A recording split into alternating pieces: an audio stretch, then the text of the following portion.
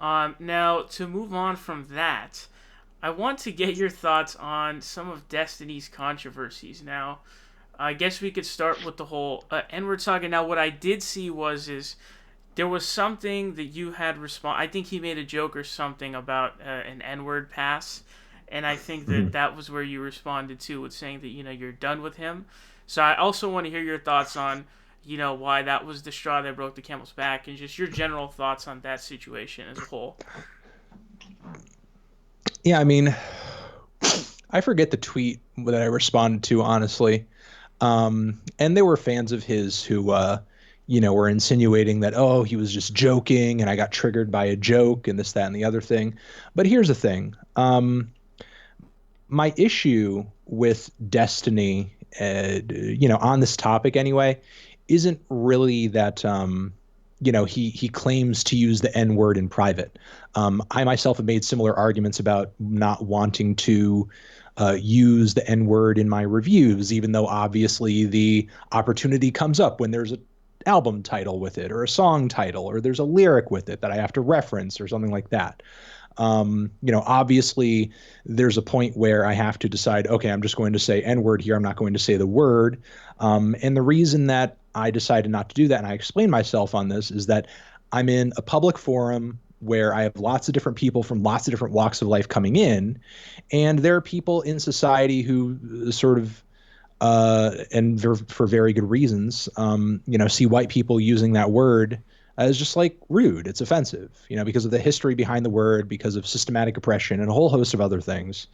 When it comes to America's backlog of marginalizing minority groups. So obviously, there are people who are offended by a white person's use of that word.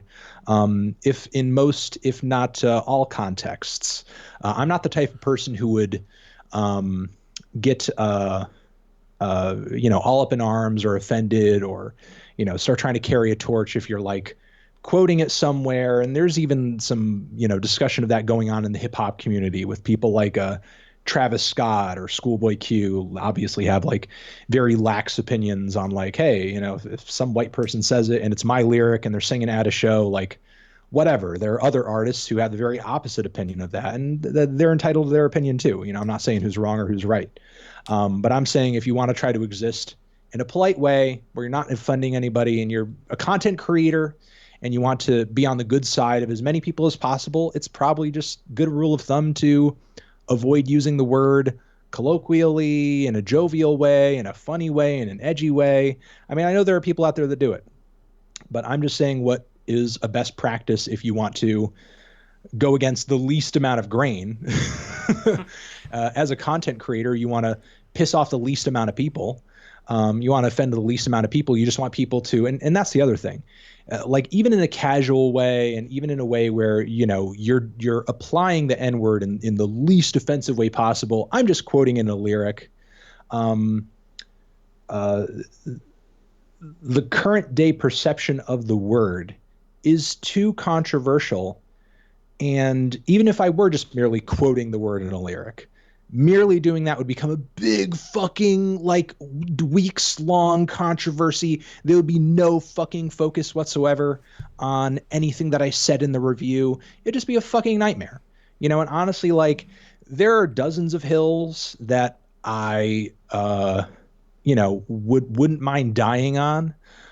Whether or not I can quote the N word in a lyric is not fucking one of them. Like, obviously, there are way bigger fucking fish to fry on the planet than whether or not I get to use the N word in a review. Like, honestly, like, who gives a fuck? If that's where your priorities lie, if that's where you feel like you could maximize the amount of I don't know what freedom and goodness in the world by just doling out N-word passes in every direction. Like your eye is really far off the fucking ball.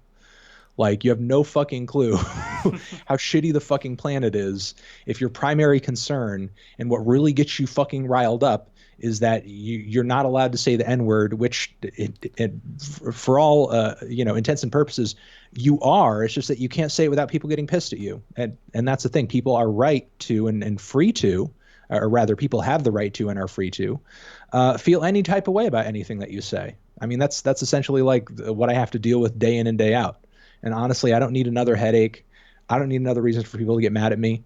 And genuinely, I would like to try to give off a feeling of, respect and politeness in my reviews. I know that through my content and through me talking, especially about hip hop, um, people on their phones, on their computers, wherever they may be, my voice and my personality and my presence is being broadcast into thousands, millions of different spaces that I am never going to physically be in. And, I won't have the opportunity to be there and explain myself or give whoever happens to be walking by and hearing me or seeing me like, an in-depth explanation as to why I'm saying what I'm saying or what it means or this, that, and the other thing. And if somebody's first impression of me is just me saying the N-word a bunch of fucking times because it's in rap lyrics in a review that I'm doing, that may not be the impression that I want to give off. And I just wonder if it was the best choice for Destiny to not say that he uses the N-word in private, but insinuate it in such a way that he uses it in a way that's like really edgy or really offensive and this, that, and the other. And that personally is not an attitude that I would want to give off. That it's like, oh yeah, I just use the N-word for fun when I'm in private, or I just use the N-word for the lulls when nobody's watching. Which, I mean, that is not the case. That is not the type of energy that I want to give off. The few instances of which I have been shown to use it have been a context, quotation type context.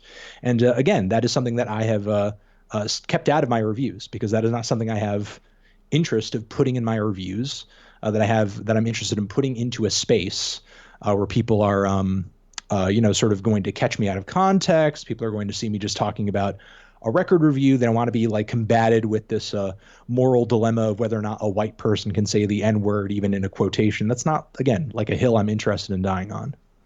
And so, was that more like the straw that broke the camel's back type of thing?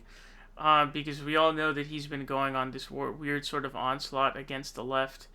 Well, the straw that broke the camel's back really has little to do with the N-word or the N-word controversy, and more to do with, again, it's like, I know we're talking a lot about the N-word, but at the end of the day, this really has little to do with the N-word and more with a pattern of behavior that I've been seeing in Destiny, where it seems like ever since he had his fallout with Hassan, he's just been going through one very transparent motion after another to just like piss off whatever lefty people are following him. And like, that is what it is. To me, the whole N-word thing was just like another example of it. And since the N-word thing, there have been dozens of other examples.